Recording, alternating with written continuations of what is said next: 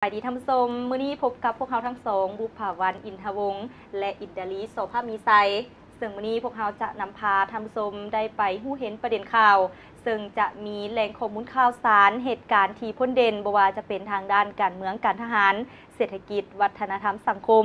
สาระนาฮู้กีฬาและการบันเทิงทั้งภายในและต่างประเทศถึงหน้าหนังสือพิมพ์กองทัพประชาชนลาวฉบับออกรายวันนำมาเสนอต่อกับบรรดาท่าน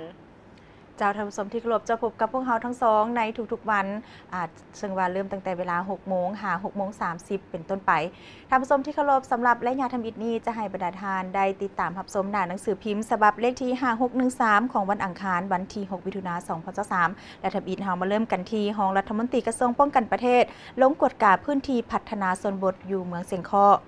วันที่ 2 มิถุนายนที่ผ่านมาสหายพลตรีวงคำพรหมกรรองรัฐมนตรีกระทรวงป้องกันประเทศพร้อมด้วยรองเลขาพรรคแขวงเจ้าเมืองเสียงคอและภาคส่วนที่เกี่ยวข้องได้เดินทางไปที่กลุ่มบ้านเขตเล้าหุงเพียงสาและเขตมองนำ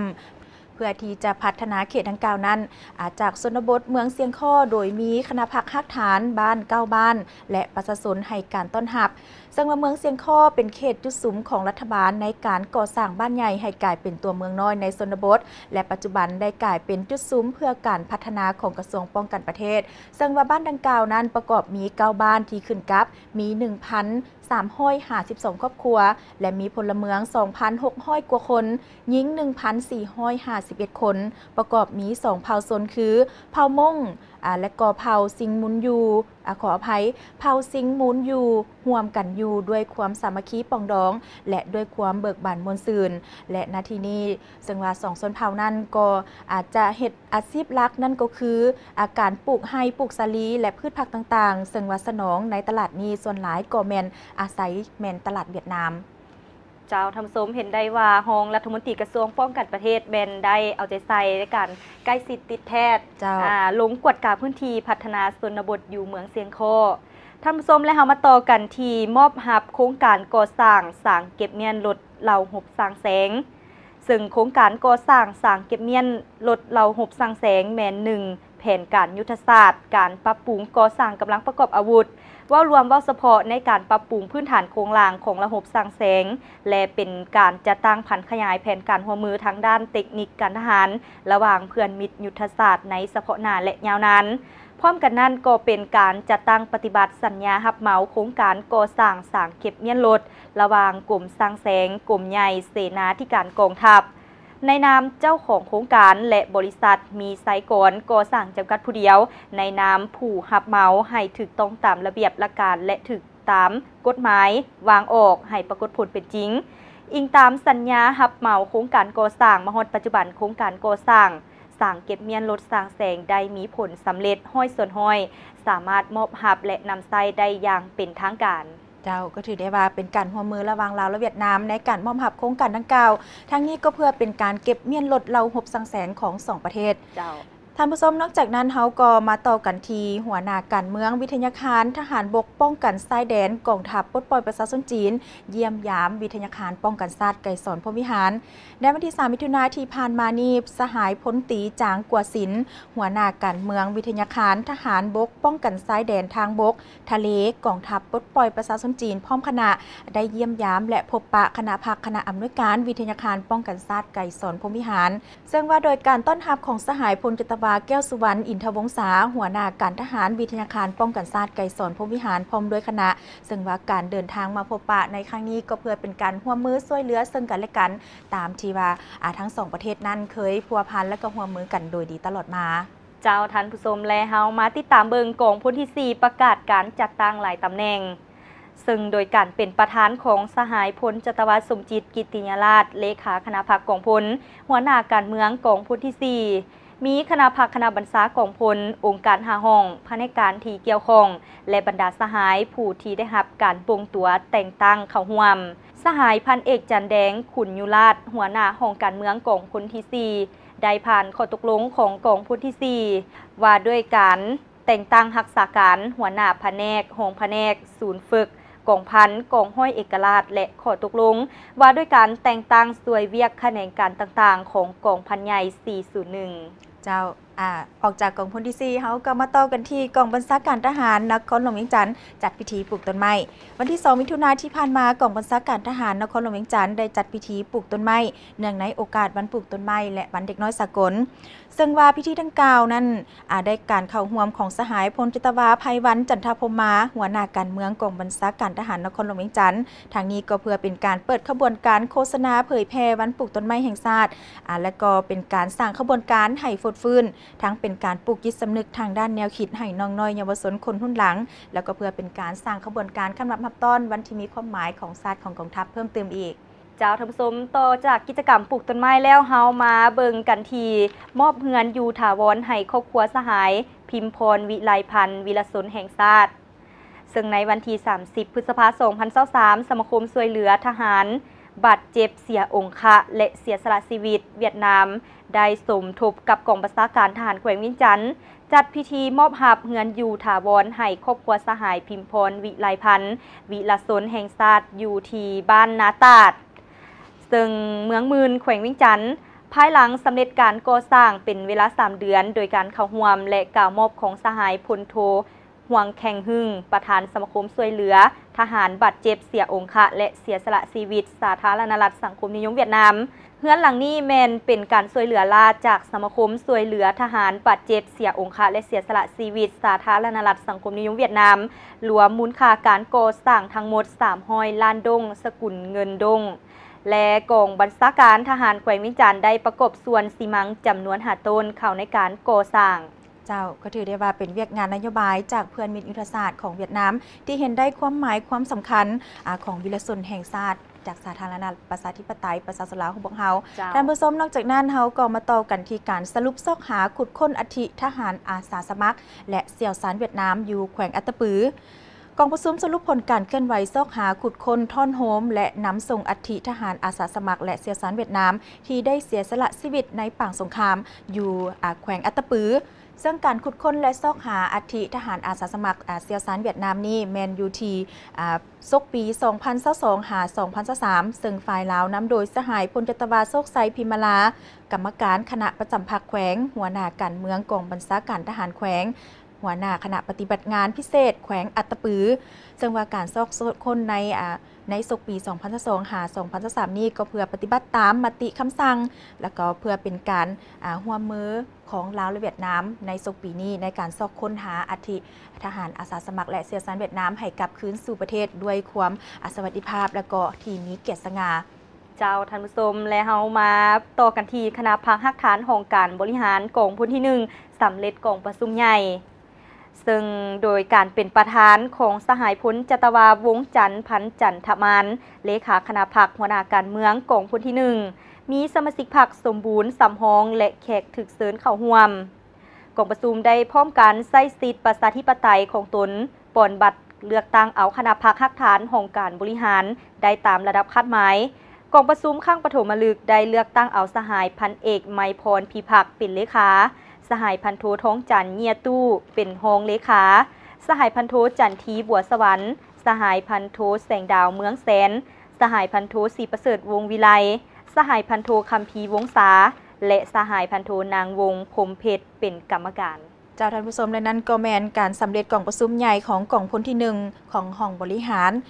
กองพลที่1ท่านผู้ชมต่อไปเฮามาโตกันทีประกาศบ่งตัวแต่งตั้งคณะพรรคฮักฐานศูนย์เข้าแก้รหัสกดลับ986ซึ่งว่าพิธีดังกล่าวนั้นโดยการเป็นประธานของสหายพลจตวากองแก้ววรจิตกรรมการคณะพรรคกลุ่มใหญ่หัวหน้าห้องการเมืองกลุ่มใหญ่เสนาธิการกองทัพ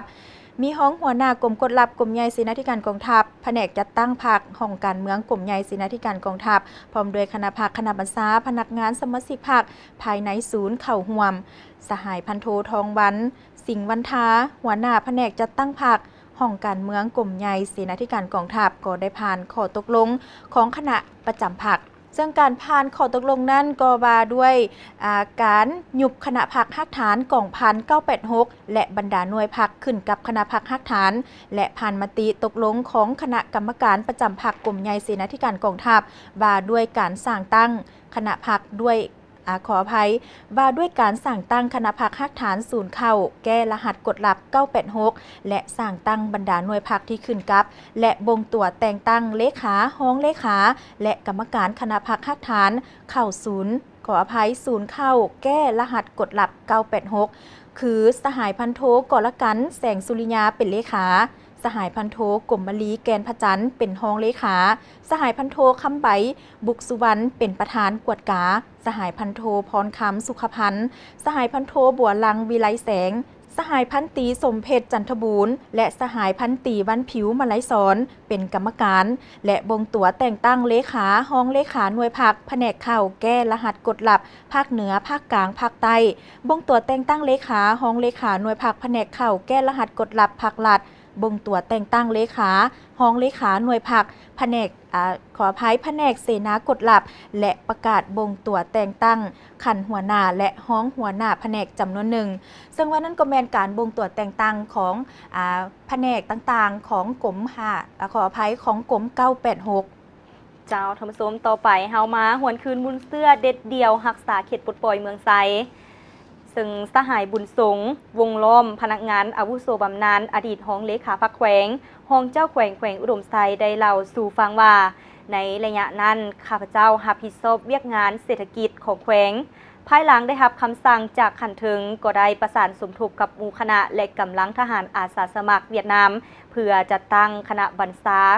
การด้านรบขึ้นโดยมีสหายคำผุยเป็นหัวหน้าการทหารสหายคำเลยเป็นหัวหน้าการเมืองข้าพเจ้ารับผิดชอบด้านเศรษฐกิจสหายดำและสหายกุยผู้บัญชากองทหารอาสาสมัครเวียดนามเป็นคณะนับแต่วันที่15 มังกร 1964 ศัตรูได้บุกโจมตีเบียดยึดเข้าเขตปลดปล่อยเมืองไซซึ่งเริ่มจากทิศปากแบงหาเมืองหุนทิศเมืองแบงมาฮอดนาหวงและจ้างทาอยู่ภูบ่อนยองกำลังพวกเขาประกอบมี2 YM และมี2ภาคส่วนคือกำลังพิเศษวางเปล่าบรรษาโดยย้าหลงและประธานเจียงไคเซกบรรษาโดยยาลือทรงรับส้มและนั่นก็แมนการเล่าคืนหวนคืนมูลเสื้อซึ่งว่าพวกเขาทั้งสองได้นำมาเสนอถึงหน้าหนังสือพิมพ์กองทัพของทุกๆวันตั้งแต่เวลา6 โมงหา6 โมง 30ของตอนเช้าและระยะต่อไปนี้เขาจะไปให้บรรดาทานได้ติดตามรับส้มสิ่งที่น่าสนใจจากทางสถานีกันก่อนและจึงกลับเข้ามาพบกันใหม่กับหู้เห็นประเด็นข่าวเมื่อพวกเขาอยู่ภายใต้ชายคาของสถานีโทรภาพกองทัพ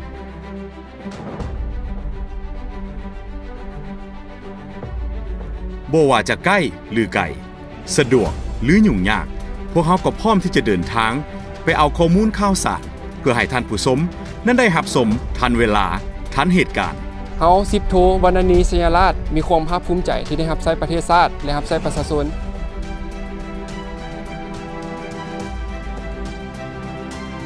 พวกเขาคำนึงถึงจรรยาบรรณและหน้าที่รับผิดชอบเสมอ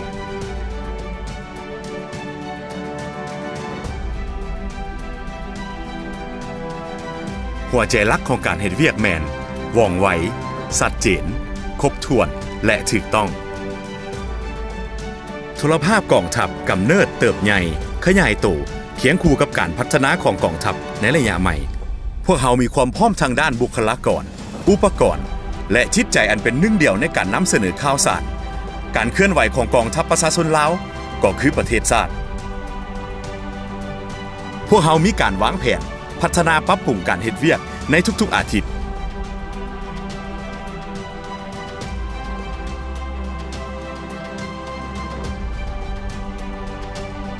เพื่อให้แน่ใจว่าท่านผู้ชมจะได้รับสาระความรู้ที่ครบถ้วนและชัดเจน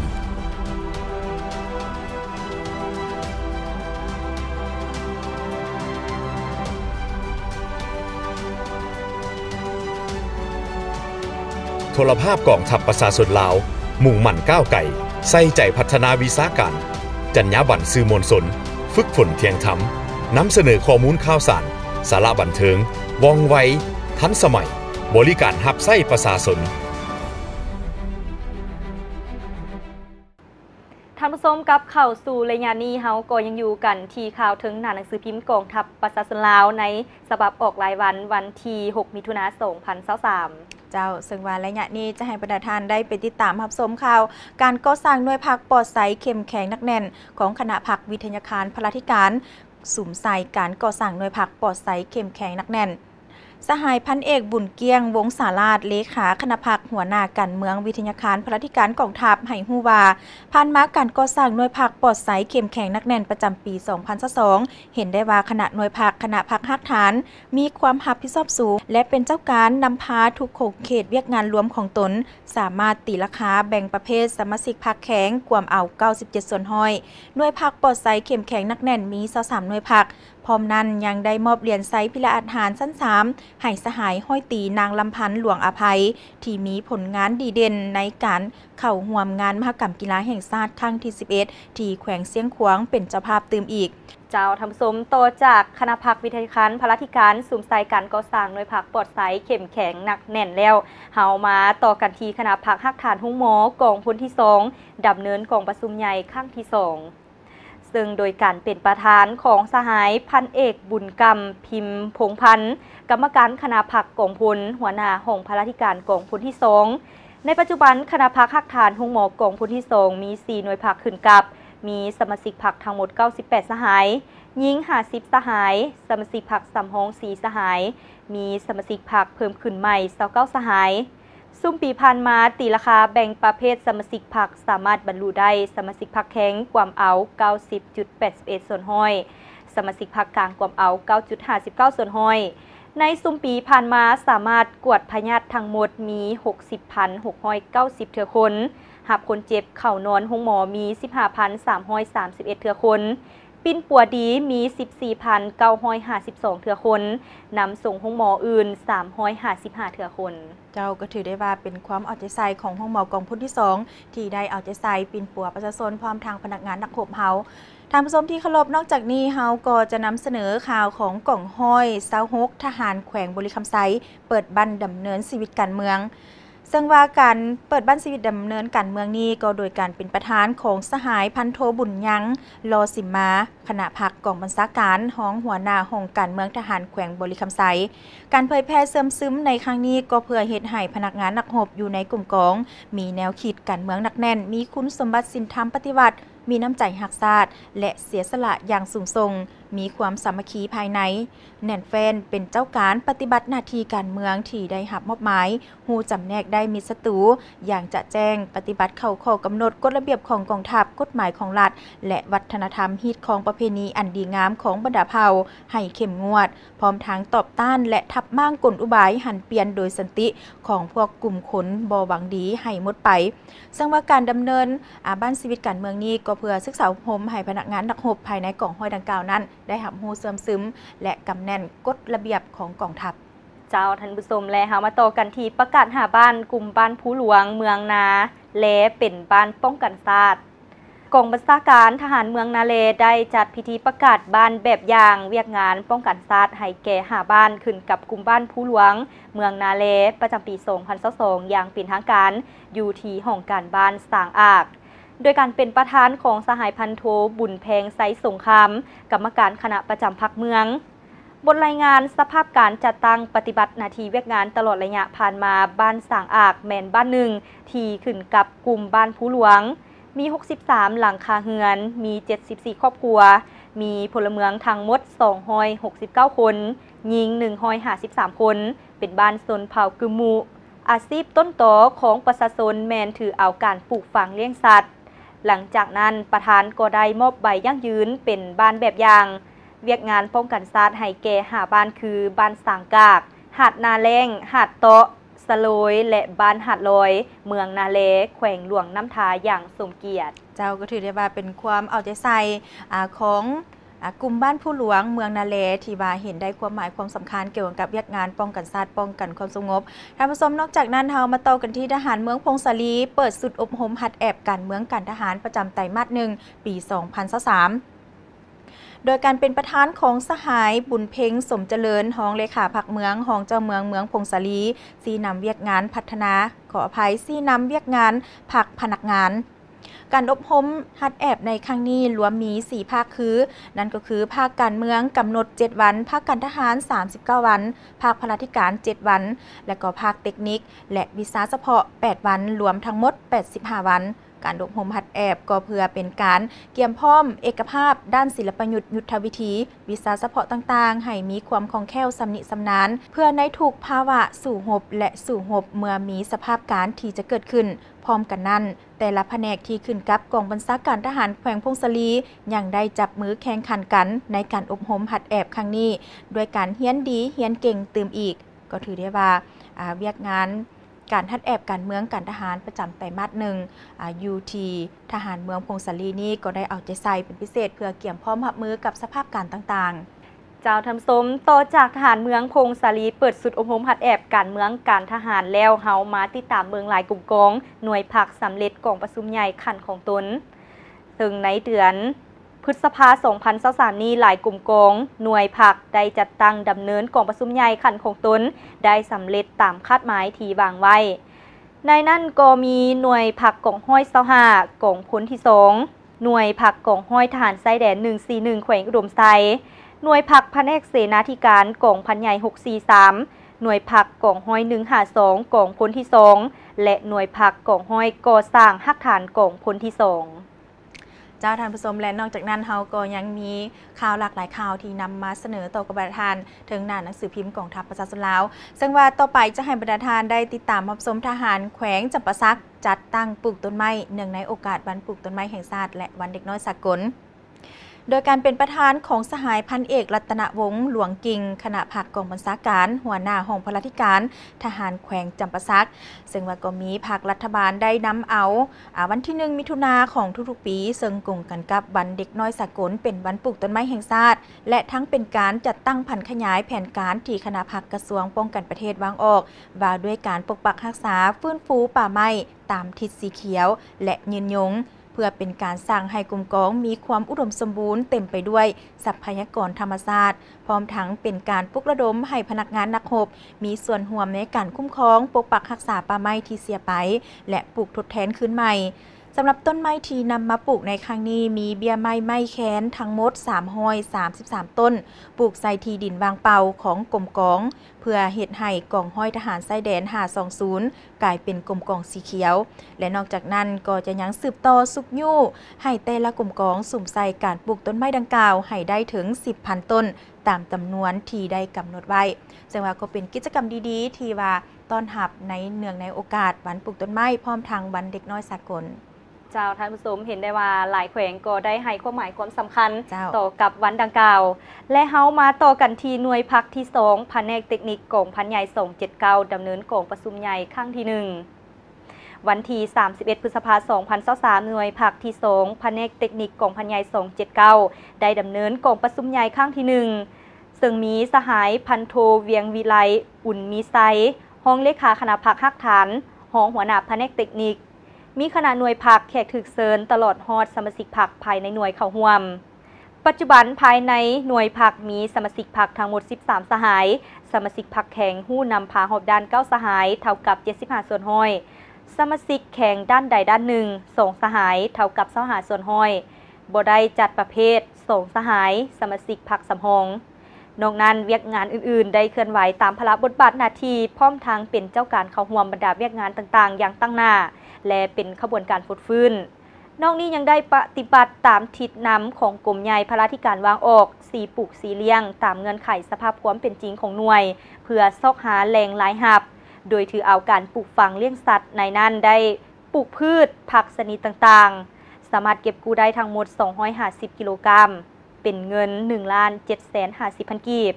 เลี้ยงนกกระทาจำนวน600ตัวเป็นเงิน3ล้านกีบเลี้ยงเป็ด30ตัวเลี้ยงกบ400ตัวเป็นเงิน1,500,000 กีบสามารถสร้างรายรับได้ทั้งหมดจากการปลูกฝังเลี้ยงสัตว์6,250,000 กีบคิดเฉลี่ยได้ 346,000 กีบต่อคน กองประชุมยังได้ปอนบัตรคัดเลือกเอาคณะหน่วยพักสุดใหม่ได้ตามระดับคาดหมายเจ้าก็ถือได้ว่าเป็นการดำเนินของประชุมใหญ่ครั้งที่1ของกรมขออภัยของกองพันใหญ่279พร้อมทางเวียกงานเพิ่มพูนผลิตผลในยูทีกองพันใหญ่279นั่นเติมท่านผู้ชมระยะนี้เฮาไปพักชม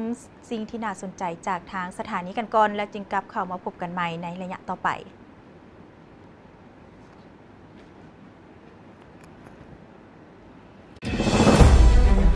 เมื่อพวกเขาอยู่ภายใต้ชายคาของสถานีโทรภาพกองทัพ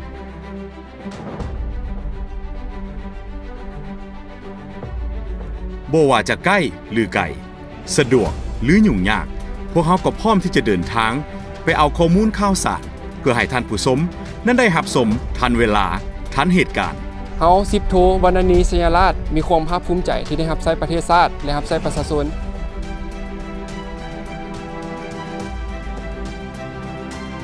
พวกเขาคำนึงถึงจรรยาบรรณและหน้าที่รับผิดชอบเสมอ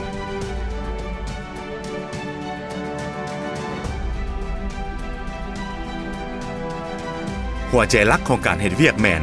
ว่องไวชัดเจนครบถ้วนและถูกต้องโทรภาพกองทัพกำเนิดเติบใหญ่ขยายตัวเคียงคู่กับการพัฒนาของกองทัพในระยะใหม่พวกเขามีความพร้อมทางด้านบุคลากรอุปกรณ์และจิตใจอันเป็นหนึ่งเดียวในการนำเสนอข่าวสารการเคลื่อนไหวของกองทัพประชาชนลาวก็คือประเทศชาติ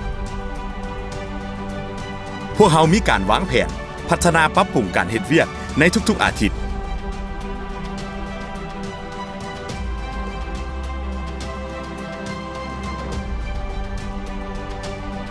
เพื่อให้แน่ใจว่าท่านผู้ชมจะได้รับสาระความรู้ที่ครบถ้วนและชัดเจน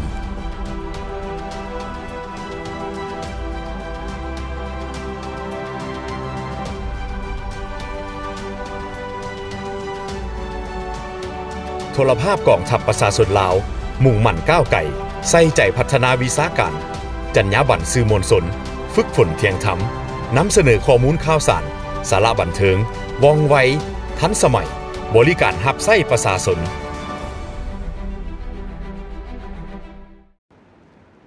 ทำสมกับเข้าสู่รายงานนี้ก็ยังอยู่กับพวกเขาทั้งสองในหู้เห็นประเด็นข่าวและก็ยังมีหลากหลายข่าวที่จะนำเสนอต่อกับประดาทานเจ้าซึ่งว่าเฮามาเริ่มกันที่กองห้อยเอกราช154เคมีศาสตร์สำเร็จการยิงเป้าหมายด้วยลูกปืนแท้ให้ทหารใหม่สุดที่6วันที่30พฤษภาคมที่ผ่านมาคณะบรรษากองห้อยเอกราช154เคมีศาสตร์กองพลที่4ได้จัดตั้งยิงลูกปืนขออภัยได้จัดตั้งยิงเป้าหมายด้วยลูกปืนแท้ให้ทหารใหม่สุดที่5ขออภัยสุดที่6อยู่สนามยิงปืนศูนย์ฝึกกองพลที่4โดยการเป็นประธานของสหายพันโทบุญทันแก้วภูวงศ์หัวหน้าห้องเสนากองพลที่4ซึ่งแผนการยิงเป้าหมายด้วยลูกปืนแท้ในครั้งนี้จะดำเนินไปตามบัตร9ในการยิงซึ่งทหารใหม่แต่ละสหายจะได้ยิงลูกปืนแท้ทั้งหมด9ลูก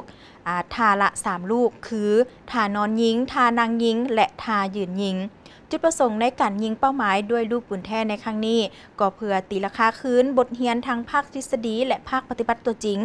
บรรดาท่าจังหวะในการหัดแอบแต่ละบัตร9เพื่อเฮ็ดให้ทหารใหม่แต่ละสหายกำได้ภาคปฏิบัติตัวจริงในการยิงเป้าหมายด้วยลูกปืนแท้ให้มีความชำนิชำนาญในการนำใส่อาวุธกระสุนผ่านการปฏิบัติการยิงเป้าหมายด้วยลูกปืนแท้สามารถรับประกันความปลอดภัยได้ห้อยส่วนห้อยซึ่งว่าก็เป็นการสำเร็จด้วยดีสำหรับการยิงเป้าหมายด้วยลูกปืนแท้ให้ทหารใหม่สุดที่6UT 154เคมีศาสตร์เจ้าท่านผู้ชมและเฮามาติดตามเบิงโครงการผลิตโบรมินเป็นโครงการทำอิฐในนิคมอุตสาหกรรมอาซีโปตาสสากลสำเร็จการทดลองนำไส้เครื่องจักรซึ่งในวันที่31พฤษภาคม2023ได้มีพิธีเฉลิมฉลองผลสำเร็จการทดลองนำไส้เครื่องจักรการผลิตโครงการโบรมิน10,000 ต้นต่อปีที่เป็นโครงการอโปตาสทำอิฐโดยบริษัทวัสดุใหม่อาซีจำกัดในเขตนิคมอุตสาหกรรมหมุนเวียนอัศริยะอาซีโปตาสสากลอยู่แขวงขมวนสาธารณรัฐประชาธิปไตยประชาชนลาวเป็นเกียรติเข้าร่วมในพิธีในครั้งนี้มีท่านคำแพงไซสมแพงรัฐมนตรีประจำสำนักงานนายกรัฐมนตรีท่านมาลัยทองกรมสิทธิ์รัฐมนตรีกระทรวงอุตสาหกรรมและการค้าท่านสถาบันดิษฐ์อินทรีย์เชียงใหม่ รองรัฐมนตรีกระทรวงแผนการและการลงทุนท่านนางจันทร์สวัสดิ์บุภารองรัฐมนตรีกระทรวงพลังงานและบ่อแห่ท่านวันไซพงสวรรค์เจ้าแขวงคำมวนและบรรดาการน้ำจากกระทรวงทรัพยากรธรรมชาติและสิ่งแวดล้อมกระทรวงแรงงานและสวัสดิการสังคมกระทรวงเกษตรกรรมและป่าไม้กระทรวงศึกษาธิการและกีฬารัฐวิสาหกิจไฟฟ้าลาวท่านมาลัยทองกรมสิทธิ์กล่าวว่าอาซีโปตาสเป็นตัวแบบที่ดีในการสุกยู่การพัฒนาอุตสาหกรรมและบ่อแห่ประกอบส่วนเข้าในการสร้างรายรับด้านการเงินให้ประเทศชาติและการพัฒนาท้องถิ่นสร้างชื่อเสียงด้านการขุดค้นบ่อแห่ให้แก่ประเทศลาวโดยเฉพาะอุตสาหกรรมเกลือโปตาสเป็นการสุกยู่การพัวพันหัวมือระหว่างลาวจีนโครงการนิคมอุตสาหกรรมอาซีโปตาสสากลเป็นโครงการอุตสาหกรรมสามารถสุกยู่เศรษฐกิจเข้มแข็งหันเปลี่ยนหลายด้านของสาธารณรัฐประชาธิปไตยประชาชนลาวเป็นต้นยกสูงประสิทธิภาพแขนงการผลิตการพัฒนาทรัพยากรมนุษย์สร้างระเบียบวินัยพัฒนาระบบต่อสู้อุตสาหกรรมและระบบการสนองความต้องการสร้างกลุ่มวิสาหกิจขนาดน้อยกลางถ่ายทอดความรู้และเทคโนโลยีดึงดูดการลงทุนและอื่นๆช่วยสร้างรายรับให้แก่ประเทศชาติและประชาชนโครงการดังกล่าวสามารถสุกยู่ให้หลายภาคส่วนร่วมกันพัฒนาถ้าหากว่าโครงการดังกล่าวสามารถดำเนินไปตามสัญญาพัฒนาวงไว้ไปตามเป้าหมายการคาดหวังและแผนการที่กำหนดจะเป็นการช่วยสุกยู่การพัฒนาเศรษฐกิจของแขวงขมวนก็คือของสาธารณรัฐประชาธิปไตยประชาชนลาวของพวกเขาให้เข้มแข็งขึ้นไปเรื่อยๆเจ้าก็ถือได้ว่าเป็นการร่วมมือยุทธศาสตร์ของลาวและจีนซึ่งว่าในต้นนี้ก็จะมีขบวนการและก็การจัดตั้งแบบนี้อีกหลายขึ้นท่านผู้ชมนอกจากข่าวทั้งภายในแล้วเรามาติดตามข่าวต่างประเทศกันเติมซึ่งว่ากองประชุมสนทนาความมั่นคงในอาเซียนได้จัดขึ้นอยู่ที่สิงคโปร์ตามข่าวสารซินหัวรายงานวันที่4มิถุนายนนี้เมื่อวันที่3มิถุนายนนี้กองประชุมสนทนาแซงกรีลาครั้งที่20ที่ดำเนินเป็นเวลา3วันได้จัดขึ้นอยู่ที่สิงคโปร์โดยมีผู้แทนเกือบ600คนจากองค์การป้องกันประเทศและความมั่นคงของ40กว่าประเทศและเขตแคว้นได้มาปรึกษาหารือกันเป็นประจำทุกปีเกี่ยวกับความมั่นคงของภาคพื้นอาเซียนรวมทั้งสากลท่านหลีซังฟูที่ปรึกษาแห่งรัฐทั้งเป็นรัฐมนตรีกระทรวงป้องกันประเทศแห่งสาธารณรัฐประชาชนจีนได้กล่าวคำเห็นต่อกองประชุมในหัวข้อริเริ่มของจีนว่าด้วยความมั่นคงใหม่โดยประเสริฐหน้ากับสถานะการ